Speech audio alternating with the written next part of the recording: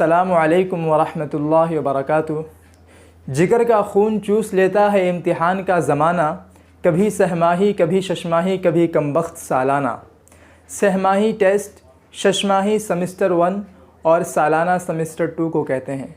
जी हाँ नाज़रीन, जैसा कि आपको मालूम है कि बोर्ड एग्ज़ाम बहुत ही ज़्यादा करीब है और इस एग्ज़ाम में पास होने के लिए सारे 10th के स्टूडेंट्स पूरे साल भर मेहनत करते हैं, दिन रात एक करते हैं, लेकिन फिर भी उनको इतनी सारी मेहनत करने के बाद उनको उनकी मेहनत बहुत ही कम मालूम होती है। वो ये कहते हैं कि भाई हमने कुछ मेहनत नहीं किया, लेकिन वो बहुत ही ज़्यादा मेहनत करते हैं, दिन रात एक कर देते हैं सिर्फ़ और सिर्फ एग्ज़ाम 10th के बोर्ड एग्ज़ाम में पास होने के लिए।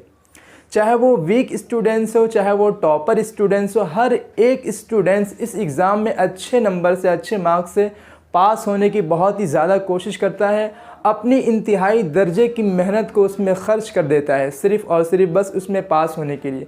क्यों? इसलिए कि बोर्ड एग्ज़ाम के हिंदुस्तान में बहुत ही ज़्यादा मायने हैं, बहुत ही ज़्यादा इसकी वैल्यू है। इसके लिए नाज़रीन इस एग्ज़ाम में पास होने के लिए सारे स्टूडेंट्स, सारे 10th के स्टूडेंट्स बहुत मेहनत करते हैं, बहुत मेहनत करते हैं। लेकिन एक सवाल ये आता है कि जो लूज़र होते हैं, जो लूज़र स्टूडेंट्स होते हैं, जो लूज़ होते हैं, जो पढ़ाई में वीक होते हैं, वो ये कहते हैं कि भाई कोई ऐसी दुआ है, कोई ऐसा वजीफ़ा है कि जिनको हम पढ़े भी नहीं, कि हम अपने एजुकेशन को कंटिन्यू भी ना करें, हम कभी पढ़े भी नहीं, मेहनत भी नहीं करें, लेकिन हम बोर्ड एग्ज़ाम में अच्छे मार्क्स से पास हो जाएं। उनका ये कहना है, उनका ये सवाल है। तो ये तो बिल्कुल ही बेवकूफ़ी वाला काम है, ये तो बिल्कुल ही गलत है, क्योंकि ऐसा तो इम्पॉसिबल है कि आप खाना भी ना खाएं और आपका पेट भर जाए, ऐसा तो कभी हो ही नहीं सकता है। लिहाजा आपको एग्ज़ाम में पास होने के लिए दुआओं के साथ साथ आपको आपकी मेहनत भी कारगर साबित होगी, आपको आपकी मेहनत भी लेकर चलनी पड़ेगी। जब तक कि आप मेहनत नहीं करेंगे, जब तक कि आप एजुकेशन पे, आप 10th की पढ़ाई पर फोकस नहीं करेंगे, तब तक कि आप एग्ज़ाम में पास होने का सोचना भी नहीं, क्योंकि आप सिर्फ़ और सिर्फ दुआओं की ही बदौलत है। दुआओं के बदौलत नाज़रीन ये किस्मत की बात होती है, तो आपको दोनों साथ में लेकर चलना है। और जो टॉपर स्टूडेंट्स होते हैं वो ये कहते हैं कि भाई हमने इतनी ज़्यादा पढ़ाई कर ली, हमने बहुत ही ज़्यादा पढ़ाई कर ली, लिहाजा अब हमें दुआओं की ज़रूरत नहीं है। लिहाजा आपको ऐसा भी नहीं करना है, बल्कि आपको अपने एजुकेशन, आपको अपनी मेहनत के साथ साथ आपको दुआएं भी लेकर चलनी है, आपको वजीफ़ा भी करना है। तो नाज़रीन ख़ुलासा ये निकला कि आपको एजुकेशन भी, आपको मेहनत भी बहुत ही ज़बरदस्त वाली करनी है, दिन रात एक कर देनी है, और दूसरी तरफ आपको दुआएं भी लेकर चलनी है। यानी 90% अगर आप मेहनत कर रहे हैं तो आपको 10% आपको वजीफ़ा, दुआएं वगैरह भी करनी ज़रूरी है। तो अब आते हैं अपनी असली मकसद की तरफ कि हमारी असली मकसद दुआ कि दुआ क्या है, वो वजीफ़ा क्या है। नाज़रीन, जब मैं अपना एक्सपीरियंस आपके सामने एक्सप्लेन कर रहा हूँ, मैं अपनी बातें जो मैंने अपनी लाइफ में की, जो मैंने अपने एग्ज़ाम के टाइम पे जो मैंने किए, वही सारी चीज़ें आपके सामने शेयर कर रहा हूँ। कि जब आप एग्ज़ाम हॉल में जाएं, तो एग्ज़ाम हॉल में जाने के बाद आपको जब क्वेश्चन पेपर मिले तो आपको सबसे पहले घाई नहीं करना है कि यार क्या आया होगा, क्वेश्चन जो आया था वो आ गया होगा, अब आपको उसमें देखने की ज़रूरत नहीं है। आपको सबसे पहले क्वेश्चन पेपर लेने के बाद आपको पलट देना है, और आपको वो पेपर पलटने के बाद अपनी आंखें बंद करनी है।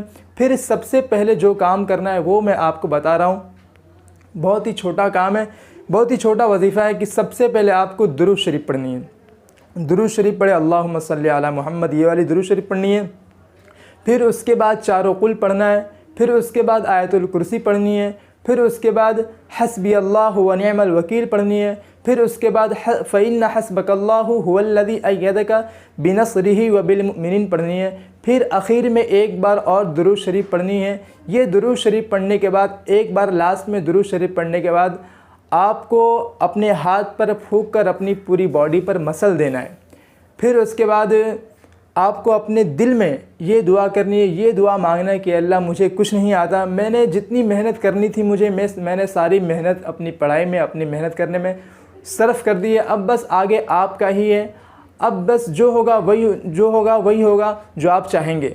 तो अल्लाह मुझे पास कर दीजिए, अल्लाह मुझे कुछ नहीं आता, सारे क्वेश्चन के आंसर आप जानने वाले हैं, अल्लाह इन तमाम सवालात के जवाबात मेरे दिलो दिमाग में उतार दीजिए। अपनी इज़्ज़ो इनकिसारी का इजहार करना अल्लाह के सामने, और ये कहने के बाद आपको आंखें खोलनी हैं, अपना पेन पकड़ना है, फिर उसके बाद बिस्मिल्लाहिर्रहमानिर्रहीम पढ़ने के बाद आपको आंसर हल करने लग जाना है। ये पहला वजीफ़ा हो गया। अब दूसरा वजीफ़ा ये भी आसान है, आपको कुछ नहीं करना है। कुरान शरीफ की हरूफ मुक़त्तात में से एक 16वें पारे में और एक 25वें पारे में। 16वें पारे में काफ हा या आइन साद, 25वें पारे में हा मीम आइन सीन काफ वाला वजीफ़ा है। आपको इसको करना कैसा है, आपको उन वजीफ़े में से हर एक लफ्ज़ को पढ़ने के बाद एक उंगली की एक मुट्ठी की एक उंगली बंद करनी है। कैसे?